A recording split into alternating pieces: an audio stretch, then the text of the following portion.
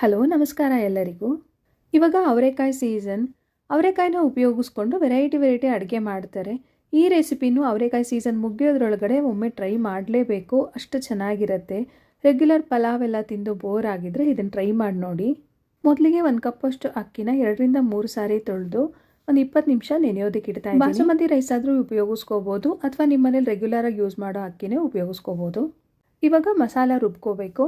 ಅದಕ್ಕೆ ಜೀರಿಗೆ, ಸೋಂಪು, ಹಸಿಮೆಣಸಿನಕಾಯಿ, ಶುಂಠಿ, ಬೆಳ್ಳುಳ್ಳಿ, ಏಲಕ್ಕಿ, ಲವಂಗ, ಚಕ್ಕೆ, ಕಾಳುಮೆಣಸು, ಚಕ್ರಮಗ್ಗು, ಇಡಿಯಷ್ಟು ಪುದೀನ, 1 ಇಡಿಯಷ್ಟು ಕೊತ್ತಂಬರಿ ಸೊಪ್ಪು, ಇದೆಲ್ಲರ ಜೊತೆಗೆ 1/4 ಕಪ್ಪಷ್ಟು ಕೊಬ್ಬರಿನ ಹಾಕಿ ನುಣ್ಣಗೆ ರುಬ್ಕೋಬೇಕು.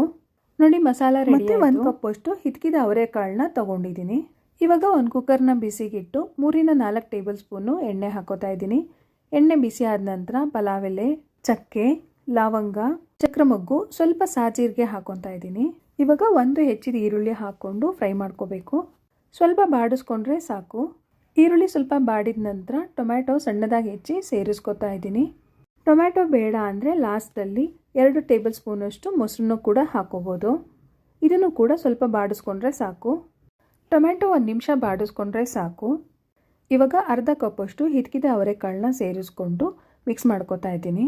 1 ಕಪ್ ಅಕ್ಕಿಗೆ ಅರ್ಧ ಕಪ್ಪಷ್ಟು ಹಿಚ್ಕಿದ ಅವರೆಕಾಳನ್ನ ಸೇರಿಸ್ಕೋಬೇಕು, ಅಥವಾ ಅದಕ್ಕಿಂತ ಜಾಸ್ತಿ ಹಾಕ್ಕೊಂಡ್ರೆ ಇನ್ನೂ ಚೆನ್ನಾಗಿರುತ್ತೆ.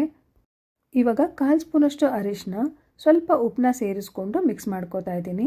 ಅರಿಶಿನ ಜಾಸ್ತಿ ಉಪಯೋಗಿಸ್ಬೇಡಿ, ಇದು ಗ್ರೀನ್ ಆಗಿದ್ರೇ ಚೆನ್ನಾಗಿರುತ್ತೆ. ಅರಿಶಿನ ಜಾಸ್ತಿ ಆದರೆ ಕಲರ್ ಚೇಂಜ್ ಆಗುತ್ತೆ ಎಲ್ಲೋಗೆ. ಮಿಕ್ಸ್ ಮಾಡ್ಕೊಂಡಿದ್ದಾಗಿದೆ. ಇವಾಗ ರುಬ್ಬಿಟ್ಕೊಂಡಂಥ ಮಸಾಲಾನ ಸೇರಿಸ್ಕೊಳ್ಳೋಣ.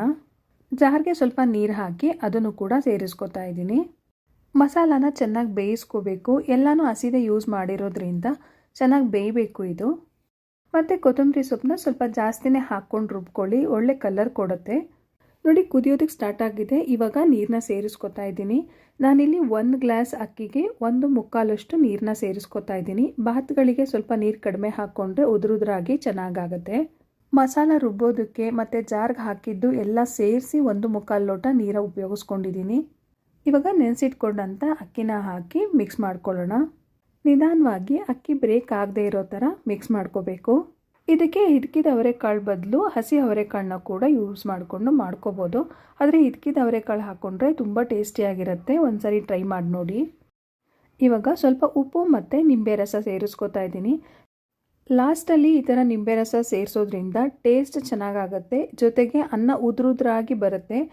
ಈ ಟಿಪ್ಸ್ನ ಫಾಲೋ ಮಾಡಿ. ಯಾವುದೇ ಬಾತ್ಗೆ ಅಥವಾ ಬಿರಿಯಾನಿ ಮಾಡುವಾಗ ಲಾಸ್ಟಲ್ಲಿ ನಿಂಬೆ ರಸ ಸೇರಿಸಿ ಅನ್ನ ಚೆನ್ನಾಗಿ ಉದುರಾಗಿ ಬರುತ್ತೆ.